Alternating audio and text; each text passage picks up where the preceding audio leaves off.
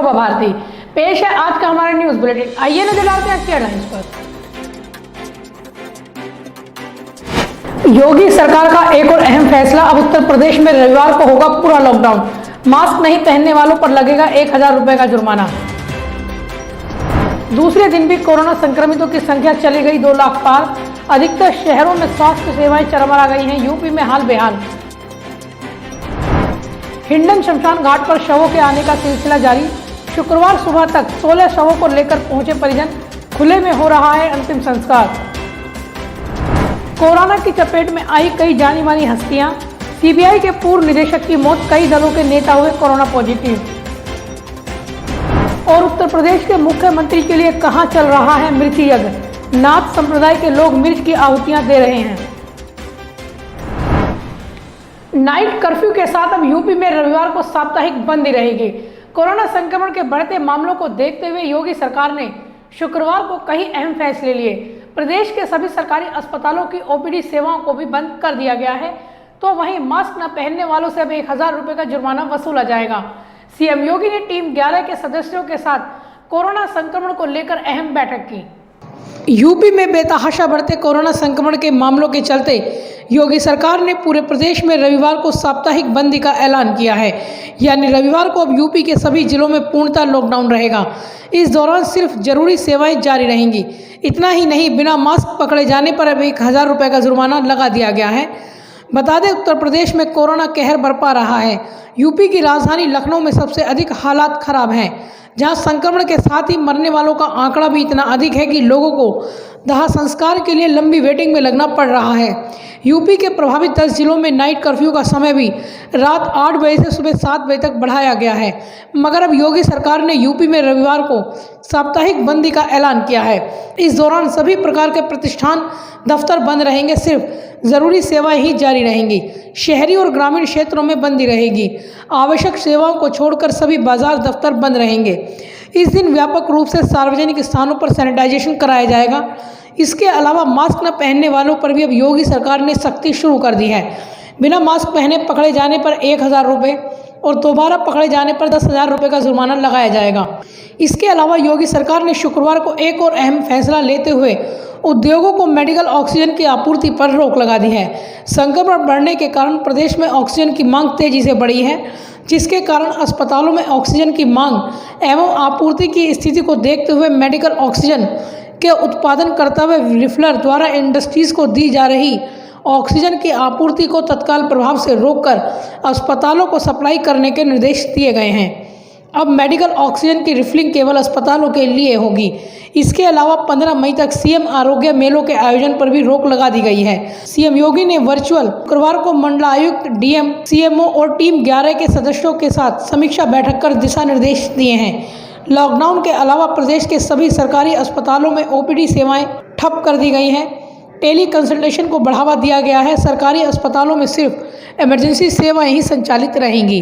Bureau report, योग करवट news. देश में लगातार दूसरे दिन भी कोरोना संक्रमण के 2 लाख से अधिक मामले दर्ज किए गए हैं।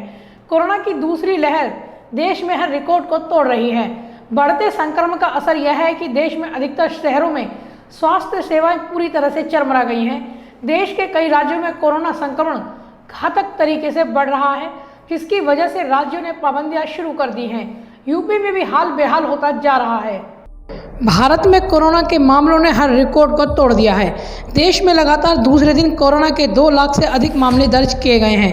राज्य सरकारों के आंकड़ों के मुताबिक देश में शुक्रवार को कोरोना के कुल 2,16,850 नए मामले सामने आए हैं। कोरोना के बढ़ते संक्रमण से देश के बड़े बड़े शहरों में स्वास्थ्य व्यवस्थाएं चरमरा गई हैं और मरीजों को बेड्स के लिए भटकना पड़ रहा है। केंद्रीय स्वास्थ्य मंत्रालय के मुताबिक देश में शुक्रवार को कोरोना से 1885 लोगों की मौत हुई है। कोरोना वायरस की ताज़ा लहर कितनी घातक है, इसका अंदाज़ा इसी से लगाया जा सकता है कि पिछले 2 दिन में ही देश में 4 लाख से अधिक मामले सामने आए हैं। देश की राजधानी दिल्ली में कोरोना कहर बरपा रहा है। बीते दिनों दिल्ली में 17,000 कोरोना के मामले दर्ज किए गए हैं। महाराष्ट्र में संक्रमित मरीजों का औसत 60,000 हो गया है। उत्तर प्रदेश का हाल भी बेहाल है। पिछले 24 घंटे में यूपी में 22,000 से अधिक मामले दर्ज किए गए हैं। यूपी की राजधानी लखनऊ में स्वास्थ्य व्यवस्थाएं पूरी तरह से चरमरा गई हैं। लखनऊ में अस्पतालों में बेड नहीं है तो कहीं ऑक्सीजन की कमी है। शमशान घाट के बाहर भी लंबी कतारें हैं। कम जनसंख्या वाले छत्तीसगढ़ में बीते कई दिनों से हर दिन 10,000 से अधिक मामले सामने आ रहे हैं। कोरोना संक्रमण के बढ़ते मामलों के चलते दिल्ली, महाराष्ट्र, यूपी, मध्य प्रदेश, राजस्थान समेत कई राज्यों ने पाबंदियों को बढ़ा दिया है। दिल्ली में वीकेंड कर्फ्यू लागू हो गया है तो वहीं यूपी में रविवार को साप्ताहिक बंदी लागू की गई है। महाराष्ट्र में 15 दिन का मिनी लॉकडाउन लगा हुआ है तो वहीं राजस्थान में भी वीकेंड कर्फ्यू लगा दिया गया है। वहीं यूपी के गाजियाबाद जिले में भी लगातार दूसरे दिन कोरोना संक्रमण के 550 नए मामले दर्ज किए गए हैं। शुक्रवार को जारी हुई रिपोर्ट में जिले में संक्रमण के नए 550 मामले सामने आए हैं, जबकि गुरुवार को भी जिले में 538 संक्रमण के मामले सामने आए थे। हालांकि संक्रमण से जिले में एक भी मौत दर्ज नहीं की गई है। वर्तमान में एक्टिव मरीजों का आंकड़ा 2000 के पार पहुँच गया है। बता दें, अप्रैल माह में जिले में 5 गुनी रफ्तार से संक्रमण बढ़ रहा है। महज 2 दिन में ही संक्रमण का आंकड़ा 1000 की संख्या को पार कर गया है। जिले में संक्रमण की स्थिति बेहद चिंताजनक बनी हुई है। ब्यूरो रिपोर्ट, युग करवट न्यूज। गाजियाबाद के हिंडन शमशान घाट में मृत लोगों के आने का सिलसिला लगातार जारी है। गुरुवार को 37 अंतिम संस्कार किए गए थे तो शुक्रवार को सुबह 11 बजे तक 16 शव आ चुके थे। शमशान घाट में जगह की कमी पड़ती जा रही है। ऐसे में खुले स्थान पर अंतिम संस्कार किया जा रहा है। शमशान घाट के संचालक मनीष शर्मा का कहना है कि फिलहाल लकड़ी की कोई कमी नहीं है, लेकिन जिस रफ्तार से शव आने लगे हैं अतिरिक्त व्यवस्था करनी पड़ेगी। गाजियाबाद के हिंडन मोक्ष स्थली में कोरोना से मृत लोगों के शव आने का सिलसिला लगातार जारी है। गुरुवार को जहां 37 अंतिम संस्कार किए गए थे, वहीं शुक्रवार को सुबह तक 16 बॉडी आ चुकी थी। मोक्ष स्थल के संचालक आचार्य मनीष शर्मा का कहना है कि अचानक शवों के आने की संख्या बढ़ जाने से मोक्ष स्थली में व्यवस्था करने में दिक्कत आ रही है। हिंडन शमशान घाट पर प्लेटफॉर्म की संख्या ज़्यादा नहीं होने की वजह से अंतिम संस्कार खुले स्थान पर किया जा रहा है। उन्होंने कहा कि लकड़ी की कोई कमी नहीं है, लेकिन प्लेटफॉर्म नहीं होने की वजह से शवों का तत्काल अंतिम संस्कार नहीं हो पा रहा है। इसलिए आने वाले शवों के परिजनों को टोकन दिया जा रहा है। वहीं जानकारी के मुताबिक पूर्वी दिल्ली के कई इलाकों से शवों को हिंडन मोक्ष स्थली लाया जा रहा है। हालांकि सरकारी आंकड़ों के मुताबिक गाजियाबाद में कोविड में मरने वालों की संख्या नहीं बढ़ रही है, लेकिन हिंडन मोक्ष स्थली में जिस गति से शव लाए जा रहे हैं उससे यह बात साबित होती है कि कोविड से मरने वालों की संख्या लगातार बढ़ रही है। शुक्रवार सुबह कई शवों को अंतिम संस्कार के लिए इधर उधर रखा गया था। शवों की बढ़ती संख्या को देखते हुए मोक्ष स्थली स्थित विद्युत शवदाह गृह को फिर से चलाने की कवायद शुरू हो गई है। आचार्य मनीष के मुताबिक नगर निगम के इंजीनियर ने विद्युत शवदाह गृह को चलाने के लिए जरूरी मरम्मत का काम शुरू कर दिया है। आज शाम तक विद्युत शवदाह गृह के चलने की संभावना है। शुक्रवार सुबह तक हिंडन मोक्ष स्थली पर कोविड के कारण मरने वाले 16 लोगों के शव पहुंच गए थे। गाजियाबाद के अलावा पूर्वी दिल्ली और नोएडा से भी मोक्ष स्थली पर शव आने का सिलसिला जारी है। ब्यूरो रिपोर्ट, युग करवट न्यूज। देश में कोरोना से मरने वालों की संख्या लगातार बढ़ रही है। क्या आम या खास सभी कोरोना की चपेट में आने लगे हैं। सीबीआई के पूर्व निदेशक रंजीत सिन्हा की कोरोना से मौत हो गई है। कांग्रेस के प्रवक्ता रणदीप सुरजेवाला, वरिष्ठ कांग्रेस नेता दिग्विजय सिंह, अकाली दल की नेता और सांसद हरसिमरत कौर और कर्नाटक के मुख्यमंत्री बीएस येदियुरप्पा भी कोरोना संक्रमित हो गए हैं। देश में कोरोना की रफ्तार बेलगाम हो चुकी है और लगातार दूसरे दिन भी 2 लाख के पार नए मामले सामने आए हैं। क्या आम और क्या खास, सभी वर्ग के लोग कोरोना की चपेट में आने लगे हैं। सीबीआई के पूर्व निदेशक रंजीत सिन्हा की कोरोना वायरस की वजह से मौत हो गई है। 68 साल के सिन्हा सीबीआई निदेशक के अलावा कई महत्वपूर्ण पदों पर तैनात रहे। वहीं कांग्रेस नेता रणदीप सुरजेवाला और दिग्विजय सिंह भी कोरोना पॉजिटिव हो गए हैं। बिहार काडर के 1975 बैच के आईपीएस अधिकारी रंजीत सिन्हा ने भारत तिब्बत सीमा पुलिस बल यानी आईटीबीपी और रेलवे सुरक्षा बल का नेतृत्व किया था। 2012 में वे सीबीआई प्रमुख बने। खबर के मुताबिक सिन्हा को गुरुवार रात कोरोना संक्रमित होने के बारे में पता चला था। उधर कोरोना वायरस की चपेट में कांग्रेस महासचिव और सांसद दिग्विजय सिंह और पार्टी के राष्ट्रीय प्रवक्ता रणदीप सुरजेवाला भी आ गए हैं। दिग्विजय सिंह ने ट्वीट करते हुए कहा कि मेरी कोरोना रिपोर्ट पॉजिटिव आई है, फिलहाल अपने दिल्ली निवास पर क्वारंटीन में हूं। उधर शिरोमणि अकाली दल की नेता और सांसद हरसिमरत कौर बादल भी कोरोना की चपेट में आ गई है। उन्होंने खुद ट्वीट कर इसकी जानकारी दी।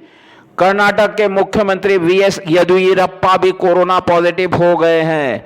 उन्हें सबसे पहले रमैया मेमोरियल अस्पताल में भर्ती कराया गया था, जहां से अब मणिपाल अस्पताल में शिफ्ट किया गया। वहीं कर्नाटक सचिवालय के कई अफसर भी कोरोना पॉजिटिव पाए गए हैं। ब्यूरो रिपोर्ट, युग करवट न्यूज। उत्तर प्रदेश के मुख्यमंत्री योगी आदित्यनाथ कोरोना संक्रमित हो गए हैं। उनके शीघ्र स्वास्थ्य लाभ के लिए नाथ संप्रदाय के लोगों ने उज्जैन के बगलामुखी मंदिर में 9 दिवसीय मिर्ची यज्ञ शुरू किया है। इस यज्ञ में लाल मिर्च से आहुतियां दी जाती हैं। नाथ संप्रदाय के पीर रामनाथ ने बताया कि यह यज्ञ करने से सारे रोग भाग जाते हैं। हालांकि पहले दिन यज्ञ के दौरान कोरोना नियमों का उल्लंघन किया गया।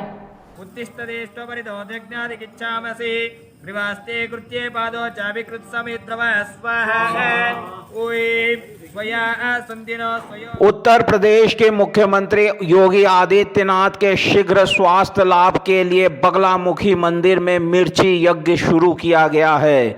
उनके बेहतर स्वास्थ्य के लिए 9 दिनों तक यह यज्ञ चलेगा। नाथ संप्रदाय से ताल्लुक रखने वाले मुख्यमंत्री योगी आदित्यनाथ के कोरोना संक्रमित होने के बाद उनके अनुयायी और नाथ संप्रदाय के कई संत उज्जैन के बगलामुखी मंदिर में मिर्ची यज्ञ कर रहे हैं।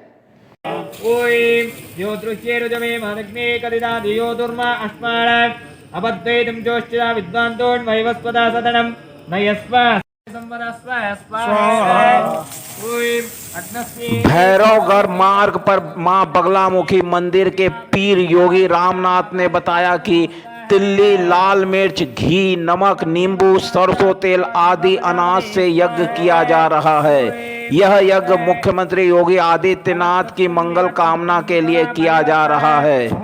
मुख्यमंत्री योगी आदित्यनाथ पॉजिटिव आए हैं, जिसके बाद देश भर में उनकी स्वास्थ्य कामना के लिए प्रार्थना का दौर जारी है।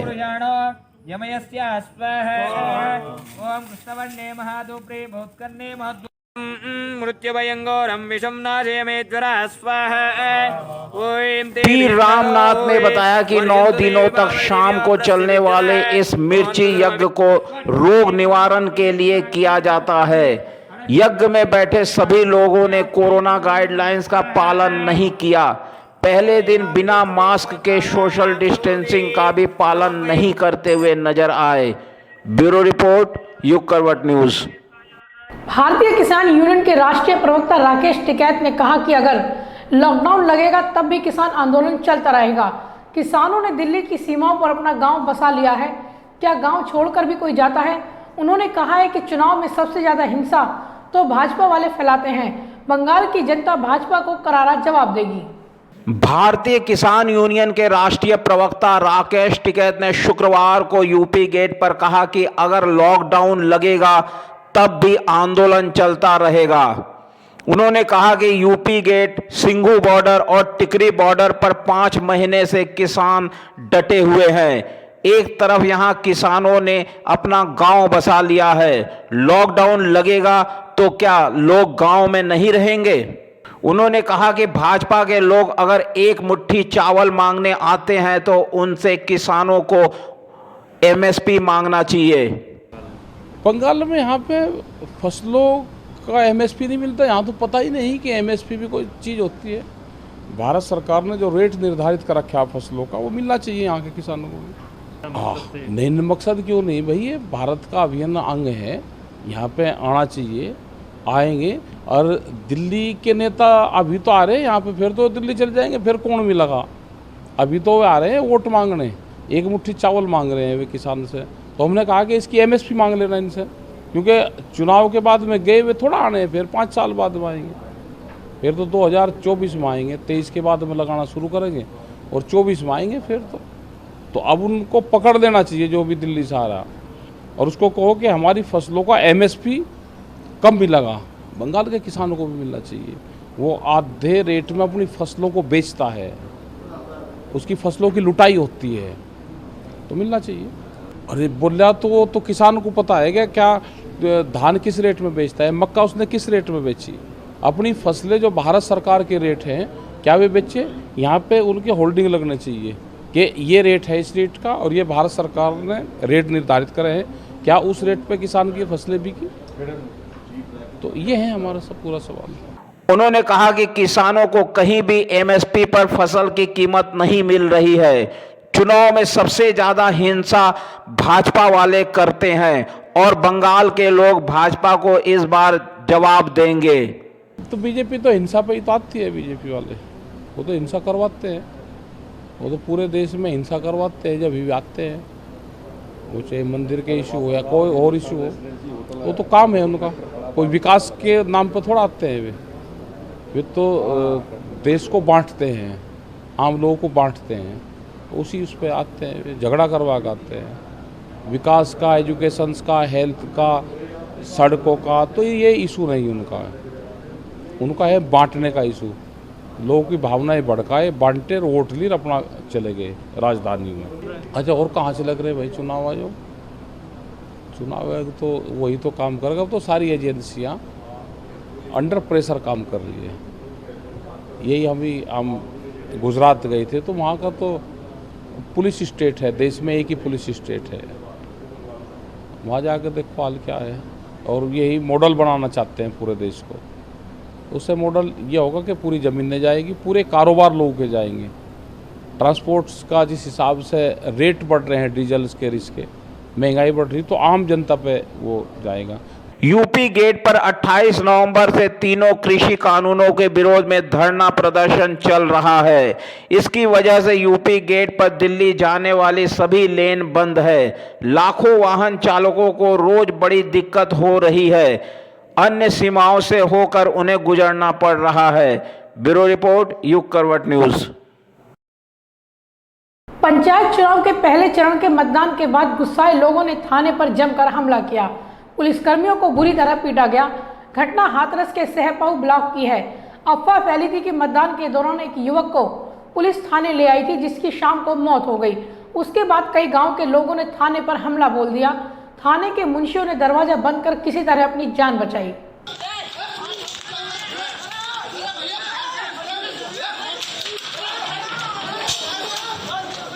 गुरुवार को पंचायत चुनाव के पहले चरण में मतदान खत्म होने के बाद हाथरस के एक थाने पर लोगों ने हमला बोल दिया। यह हमला एक अफवाह के बाद किया गया था।